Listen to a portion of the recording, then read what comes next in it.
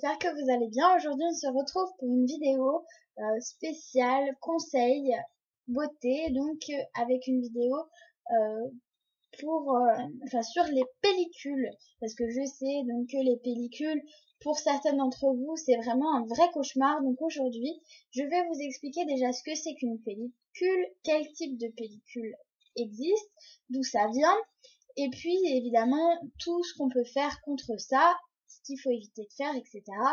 On va tout voir ensemble. Alors, déjà, qu'est-ce qu'une pellicule? Une pellicule, en fait, c'est une desquamation.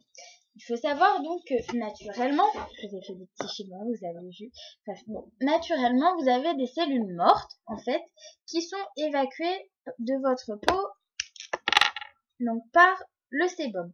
En fait, vos petites cellules qui sont ici, elles rentrent ici, et puis elles sortent naturellement par le pore de votre peau. Problème, dans certains cas, eh bien, il y a des petites vilaines bactéries qui viennent se mêler de tout ça. Et donc, du coup, vos petites cellules qui devaient sortir normalement, eh bien, se retrouvent en fait bloquées à la sortie. Et c'est comme, en fait, si la petite bactérie leur disait « Non, on va faire exprès, je veux pas que vous sortiez comme ça, vous allez vous accumuler. » Elle leur donne l'ordre de s'accumuler, et donc du coup, ça forme une accumulation en fait de petites cellules mortes, comme un petit puzzle. Les cellules s'imbriquent les unes dans les autres, formant ainsi une grosse pellicule. Et donc, cette pellicule, elle se présente sous deux formes. Donc, soit c'est une pellicule sèche, auquel cas ça tombe un petit peu facilement, c'est tout ce qui est pellicule, vous savez, ce qu'on appelle méchamment les flocons de neige, eh bien ce sont des pellicules sèches. Et puis il y a les pellicules grasses qui, elles, vont rester plus à la base, aux racines du cheveu, et qui ont plus de mal à s'éliminer. Alors, par quoi c'est généré tout ça? Ça peut être le stress, tout simplement. Ça peut être un problème dû à votre shampoing. Donc ça peut être tout simplement que vous supportez pas votre shampoing, qu'il n'est pas du tout adapté pour vous. Donc des fois, quand vous remarquez que vous avez des pellicules, ce que je peux vous conseiller, la première chose, c'est changer de shampoing, parce que ça vient peut-être de là.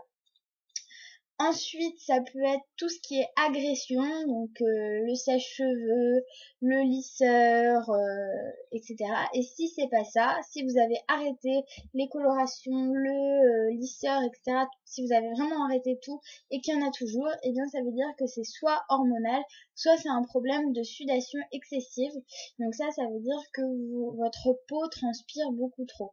Et donc ça se traduit, en général, quand on a de la sudation excessive, ça se traduit donc par beaucoup de sueur évidemment, et puis aussi beaucoup de points noirs en général, parce que vous avez des problèmes donc de régulation du sébum sur toute votre peau et pas seulement sur votre cuir chevelu.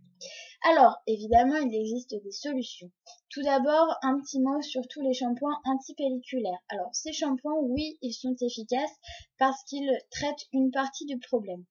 Tous les shampoings là, comme le Head & Shoulders, qui contiennent du zinc périthione, sont des shampoings en fait qui viennent assainir le cuir chevelu, c'est-à-dire qu'ils vont éliminer toutes les bactéries et les éventuels champignons que vous avez au niveau du cuir chevelu, et donc éliminer l'un des problèmes. Seulement, dans certains cas, les pellicules ne sont pas provoquées par les bactéries, ou du moins le fait qu'il y ait trop de sébum entraîne lui-même le fait qu'il y ait des bactéries et qu'elles prolifèrent.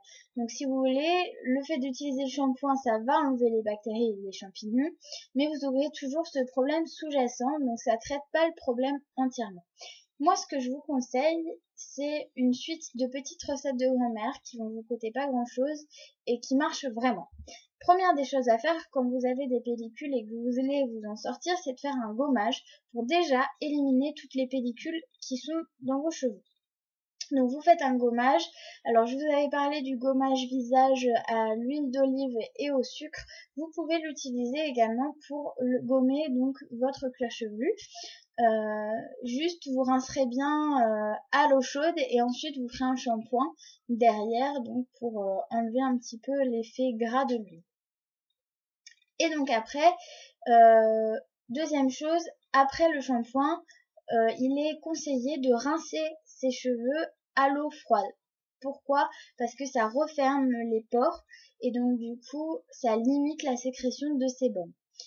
Ce que vous pouvez faire aussi pour continuer d'assainir votre cuir chevelu et enlever vraiment les bactéries, c'est de rincer vos cheveux avec du citron.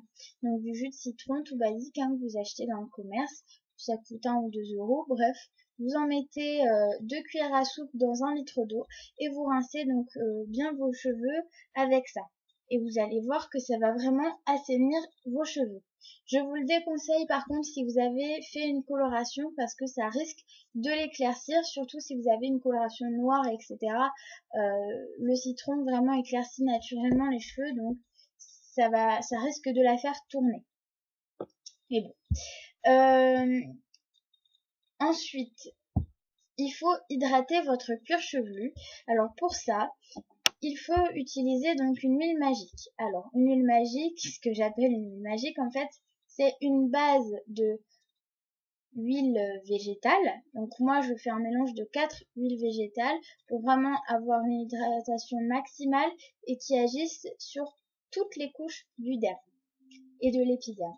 Donc pour mon huile magique, j'utilise en fait donc de l'huile d'olive, de l'huile d'amande douce, de l'huile d'argan et de l'huile de ricin.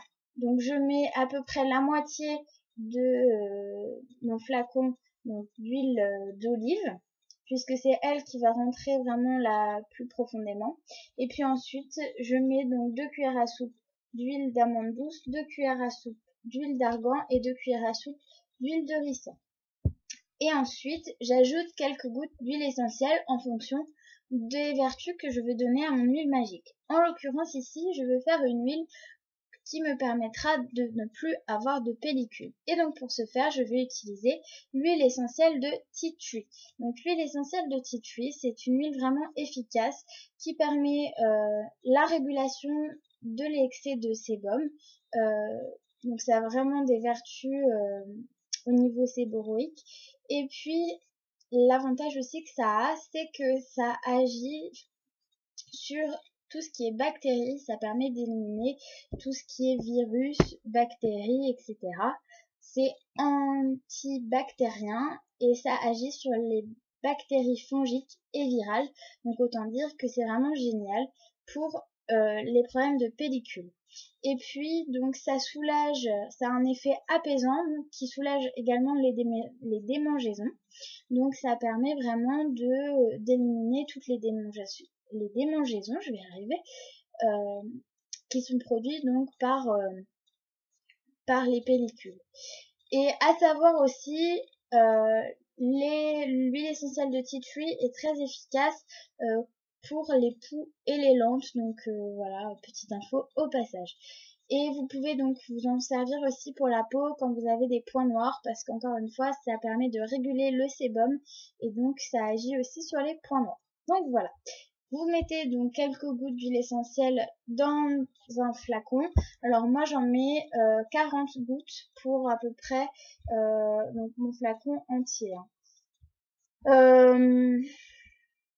Voilà. Donc il y a cette huile essentielle là de tea tree.